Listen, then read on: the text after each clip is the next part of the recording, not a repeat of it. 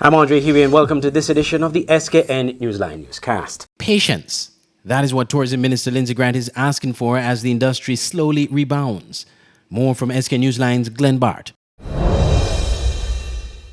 Tourism Minister Lindsay Grant is calling for patience as the St. Kitts Tourism Authority continues to work with cruise lines for the 2021-2022 cruise season. At a 14th October tourism press conference, Minister Grant said he is aware of the difficulties being experienced by tourism stakeholders as the phased reintroduction of cruise tourism continues. The cruising landscape has dramatically changed, and as a result of the pandemic, cruise lines' calls are no longer just turnkey, where it is automatic that the ships will just come. We have to negotiate and negotiate and negotiate based on several key touch points, which include vaccination, testing, protocols, and shore excursion experiences. We have always said that cruise will return in phases. The fully vaccinated traveler and traveler-proof tours are not in place to keep out the small man, as some may think. They are there to promote safety. I know that this is not easy, but we beg your patience as we continue with our successes. We will continue to expand our offerings. The question before us is, how do we do it safely? Earlier this morning, I met with the independent tour operators who offer online bookings, and they have been charged with assisting us by identifying a compliance strategy to support their tours. This is critical as we are still experiencing increases in COVID-19 cases. We must ensure that we do not have any breaches that will result in increased cases as a result of cruise. According to Grant, the tour operations are critical at this stage, with cruise lines concerned about the safety of passengers on shore excursions. Glenn Bart reporting for SKN Newsline. The second wave of COVID-19 infections on St. Kitts might be coming under control as the rate of infections are declining, said a health official. Glenn Bart reports. On the second COVID-19 outbreak on St. Kitts and Nevis, it appears that the rate of infection is trending downward, said Dr. Cameron Wilkinson, the acting chief medical officer. Currently, the country recorded 2,466 cases in the Federation, with 976 cases active. The data also shows that 1,469 persons have fully recovered. Unfortunately, there are 21 COVID-19 related deaths. In the 13th October NEOC COVID-19 briefing, Dr. Wilkinson said the most recent data is showing that downward trend. He said also that every age group is affected. The second part of the graph is showing you the second wave. You see that we had several peaks. I'm happy to announce that we appear to have troughed and we are beginning to see a downward trend in the number of positive cases. This next slide shows the percentage of cases by age group. And you can see the most common age group affected, those persons between the ages of 20 to 40. However, there is no age group that is immune, and we see that from the 0 to 9 years old, we have about 13.5% of persons down there being affected. And when we speak about getting vaccinated to protect yourself and to protect others, these persons in that low age group, they cannot be vaccinated, and they're dependent on you to go forward and get vaccinated so you can decrease your chance of getting infected, of transmitting the virus to these persons. And so we all have a moral duty to protect those who can't protect themselves. We also see that in the 10 to 19-year-old age group, we have about 15.9% of the cases occurring there, and we now have a vaccine, the Pfizer vaccine, that can be offered to persons between the ages of 12 and 17. It's offered to everyone over the age of 12, but for the first time over the last several weeks, we have a vaccine for our teenagers, and I want to encourage the parents again to take their teenagers out to be vaccinated. Of the 21 COVID-19 related deaths, Dr. Wilkinson said only 3 were fully vaccinated. Glenn Bart reporting for SKN Newsline. When we come back, National Bank praises their acquisition of CIBC First Caribbean. If you're looking for a one-stop shop for all your electronics, you only have two stores to choose from: Island Electronics on 4th Street, Bastyr, and Smart Electronics at Port Zante. At Island Electronics, you have some of the top brands in electronics, from the top-of-the-line smartphones, Samsung and iPhone, laptop computers, smart TVs, washing machines, small appliances, phone accessories, refrigerators, and so much more. Brands include Whirlpool, Samsung, Black & Decker, HP, and much more. Island Electronics is located in the heart of Bastyr. Make it easy for you to access and shop.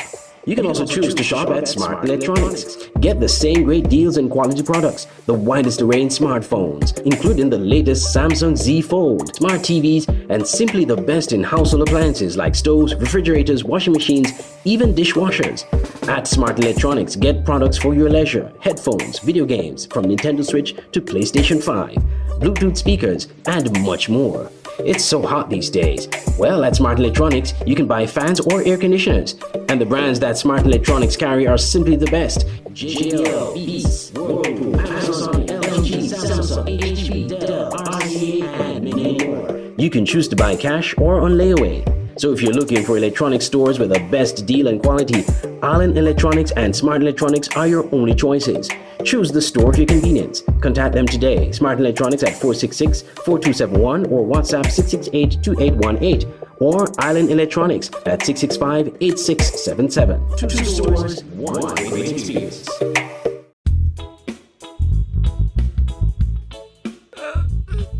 Hey, man, I just can't believe, boy. Yo, sweet boy, what you really crying for? But you see me crying, boy? My man crying. I just see her thinking about that girl. I think she cheating on me, you know. You lie. Boy, for real. A couple of weeks ago, right? She come telling me how I'm too sweet. And that I just make she belly roll. And I got her thighs rubbing. What is that? No, man. But yes. Look, she tell me, right, that we need some time apart. To be honest, I wasn't too concerned about that because you know how the girls and them, they're addicted to me sweetness. But then, I see she the other day. And the girl looking so good, looking so fresh and so lean. Boy, you sure she addicted to you? But yes. But wait. Look at here. Come. Hide. Boy, come hide now. Oh, I can't believe, but is that what going on? Really? Why you got to say for yourself? Drink some water, share some love. Tell your body you're sweet enough. Drink some water, share some Hey, love. Tell I somebody can't you're believe, sweet man. enough. Drink some Hey. water, share some love. Tell your body you're sweet enough. Drink some water, share some love. Tell somebody, hey.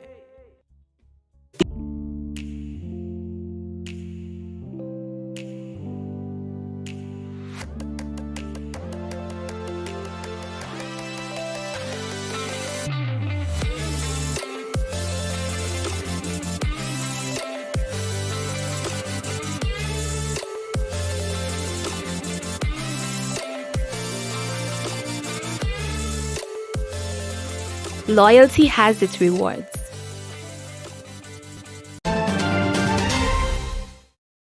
Welcome back.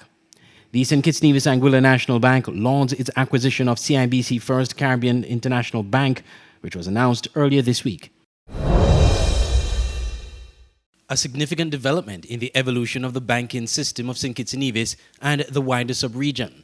That is how the St. Kitts Nevis Anguilla National Bank described its acquisition of CIBC First Caribbean in St. Kitts Nevis. On Tuesday, October 12th, a consortium of national banks in the Eastern Caribbean Currency Union executed a definitive agreement to acquire the branches and the banking operations of CIBC First Caribbean in Dominica, Grenada, St. Kitts and Nevis, and St. Vincent and the Grenadines.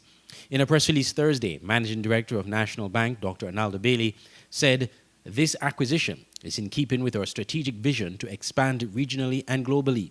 We see this acquisition as a way to grow our corporate, insurance, and investment services. As the bank continues its Jubilee celebrations, we remain committed to building a world-class financial institution that redounds to the benefit of shareholders, customers, employees, and all other stakeholders.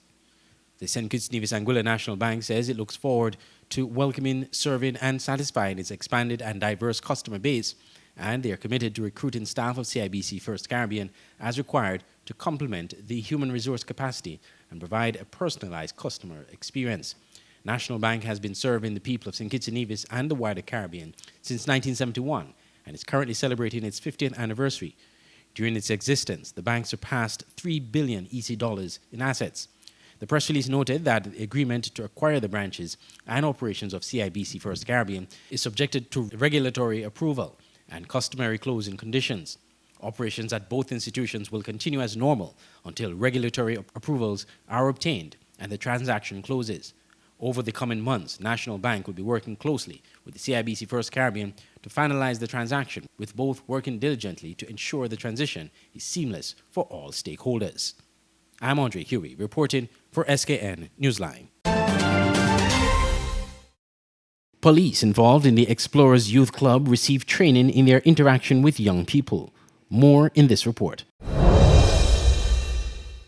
A training workshop for police officers involved in the Explorers Youth Club took place on Thursday at the Royal St. Kitts Hotel in Frigate Bay.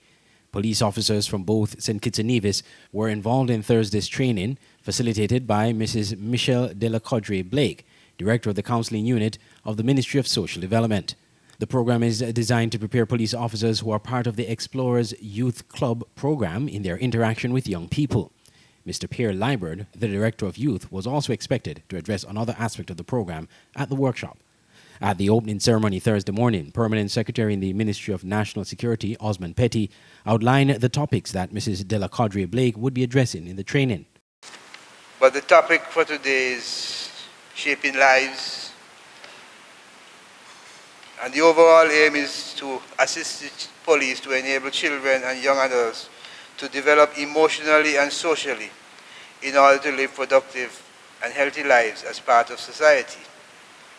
The topic areas that Mrs. Blake will be exploring would include understanding the development process, emotional, social, and psychological development of children, normalizing behaviors at the various stages, fostering behaviors that promote social development.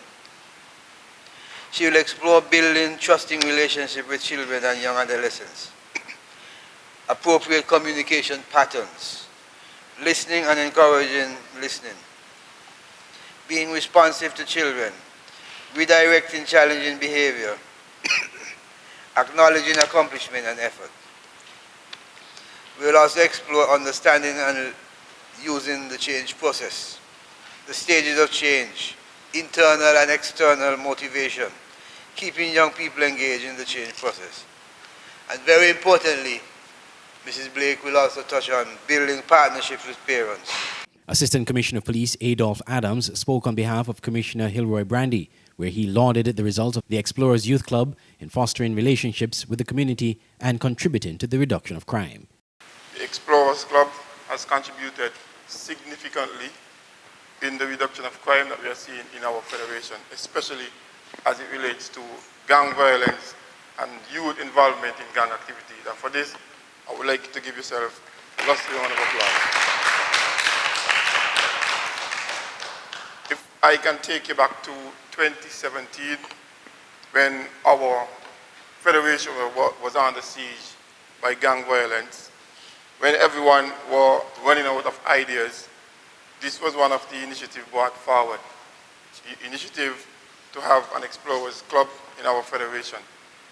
It was geared at targeting our youth because we were having a problem in deterring our young ones from joining gangs. Your job has served us tremendously because you have steered our youths away from gang.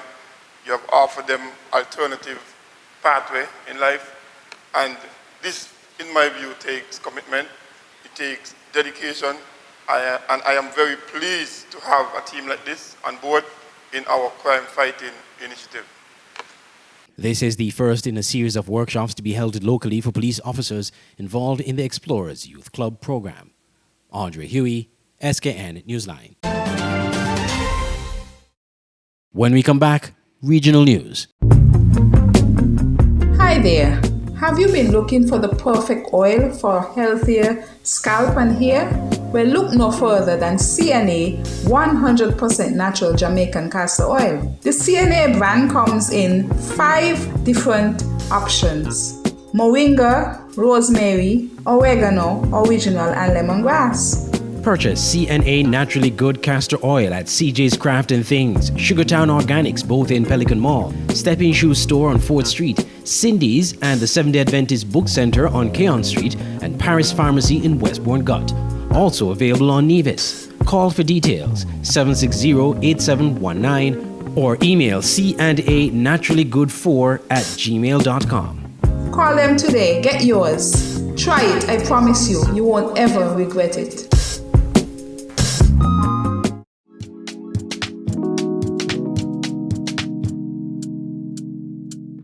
Want to buy some fresh fruits, vegetables, or ground provision, but don't have the time to go to the market or even to find parking?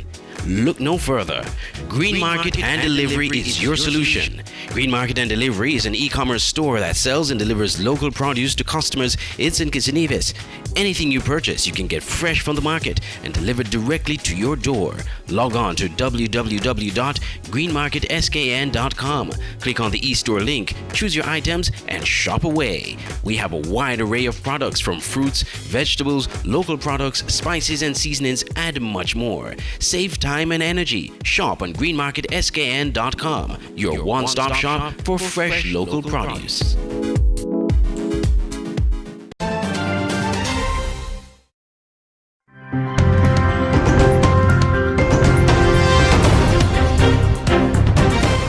The workers of the North American Assemblies Limited in St. Lucia, who were reportedly fired over their refusal to get vaccinated against COVID-19, have taken their grievances to the Trade Union Federation. The TUF is now challenging the legality of the employer's actions. More from HTS TV News. Employees of North American Assemblies Limited have taken the workplace gripes over vaccine mandates imposed by their employer to the Trade Union Federation. The management of the North American Assembly had indicated to them that they had to be vaccinated by a certain date, and that if they were not vaccinated, they should not return to work because they would have fired themselves. On Tuesday, October 13th, a contingent of workers converged on the CSA Center for dialogue with industrial relations specialist. President of the Trade Union Federation, Julian Monrose, says the Federation had advised the employees on a way forward. We indicated to them that this was not in keeping with law, that the management could not make such a threat to them, and that it was their responsibility to continue to go to work and to work to the best of their abilities. Monrose claims despite previous advice earlier this week, the employees were dismissed by management without being given any termination benefits. Earlier this week, that the management had in fact, the workers had reported to work, and the management of the company had in fact fired them without any benefits, indicating to them that they had fired themselves because they refused to get vaccinated. So we, as a trade union, as a federation of workers and workers' organizations, we have a responsibility to stand up with the workers. So this morning, this meeting is about hearing from the workers and determining a course of action for the workers and the TUF to work jointly to ensure that that matter is resolved.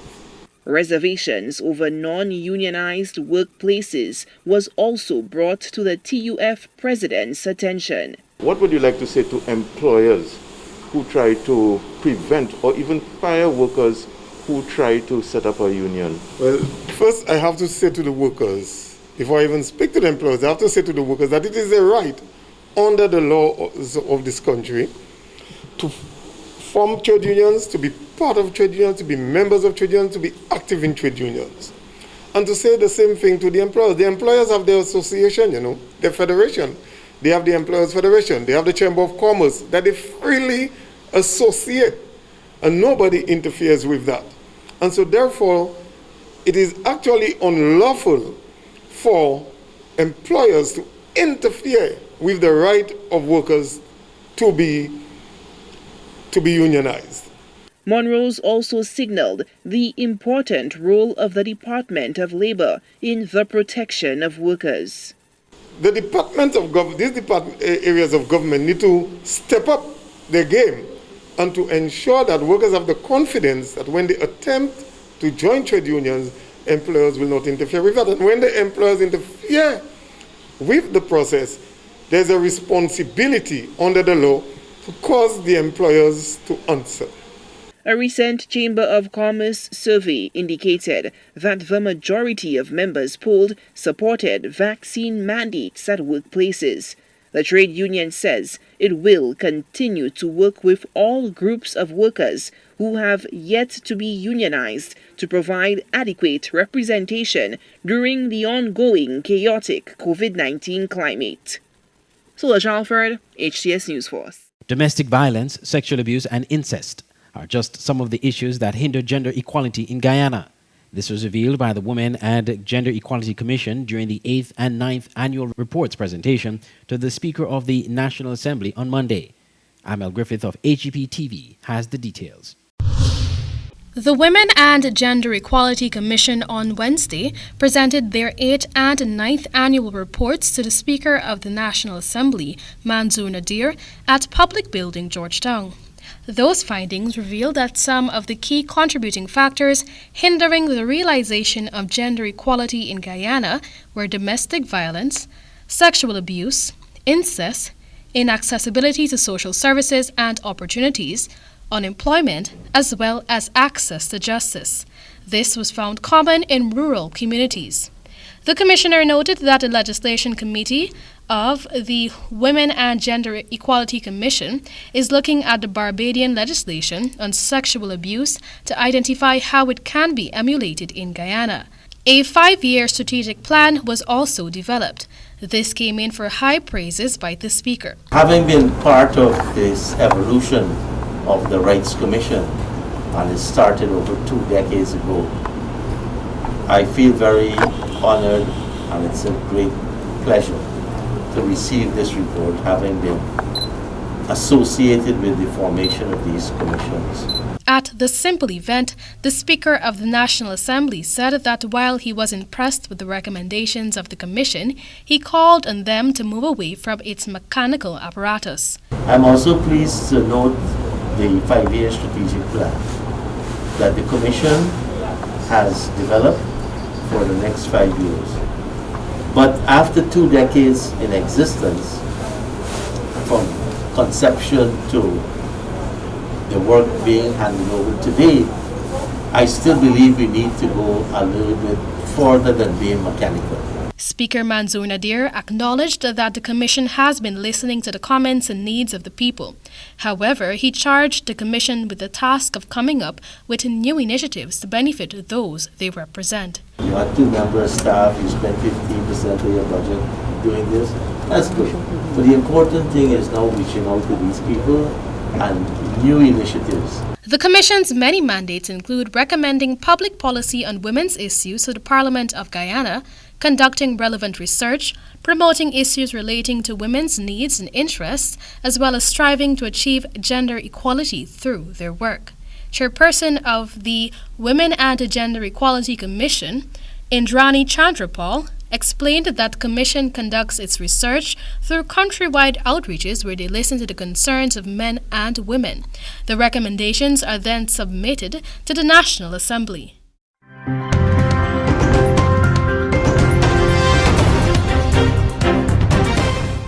The president of Athletics Kenya, Jackson Tuwei, is confident speedy justice will be delivered following the death of record-breaking runner Agnes Tirop, who was stabbed to death in her bedroom. Africa News reports. The president of Athletics Kenya, Jackson Tuwei, is confident speedy justice will be delivered following the death of record-breaking runner Agnes Tirop, who was murdered to death in her bedroom. Tirop's husband, Emmanuel Rotich, was named by police as a suspect in the death of the 25-year-old double world championship medalist and Olympian.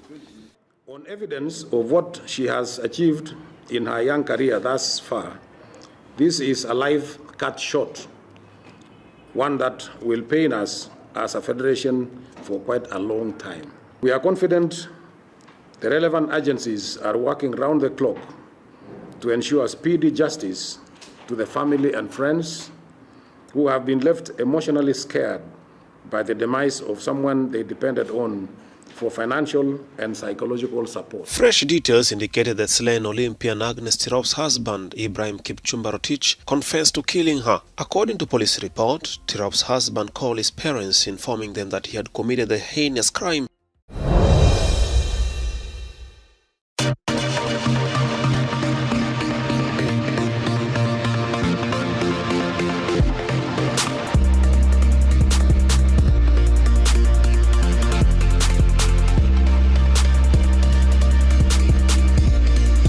In sports, we have an update in the Indian Premier League from TTT Sports in Trinidad and Tobago. To the IPL we go, where a place in the final versus the Chennai Super Kings was the prize when the Kolkata Knight Riders met the Delhi Capitals in qualifier number 2 of the Vivo IPL. Captain Owen Morgan won the toss for the KKR and decided to bowl against the team, which must have welcomed the return of renowned all-rounder Marcus Stoinis.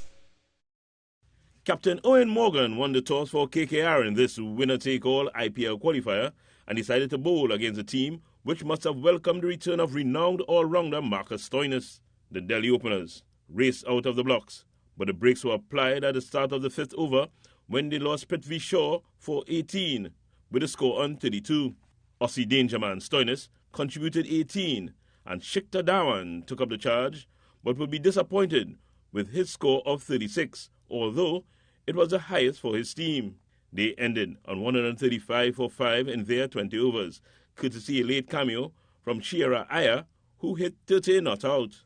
KKR were cruising to the target, with Shubman Gill and Venkatesh Iyer putting on 96 for the first wicket and in sight of the target with more than 7 overs left. Iyer was the man to go for a top score of 55.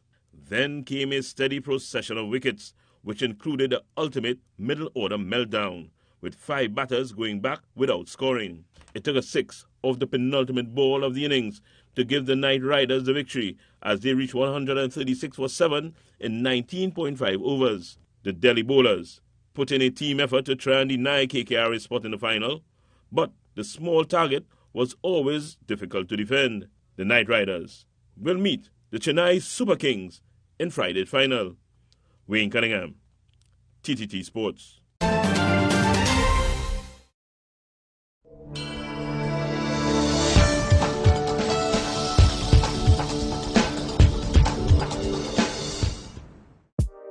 Welcome to the SKN Newsline Weather Report. I am Janil Boone. Here is a look at the 4-day forecast for St. Kitts and Nevis.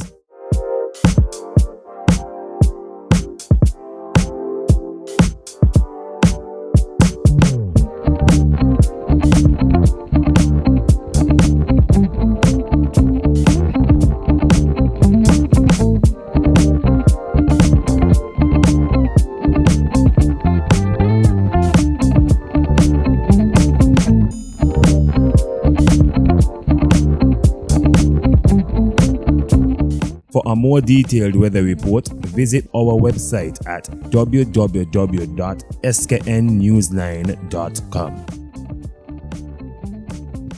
This has been the SKN Newsline Newscast. For more news, log on to our website www.sknnewsline.com or visit our Facebook page. And also remember to download our Android mobile app. From all of us here at SKN Newsline and at Channel 95, I'm Andre Huey. Thank you for watching.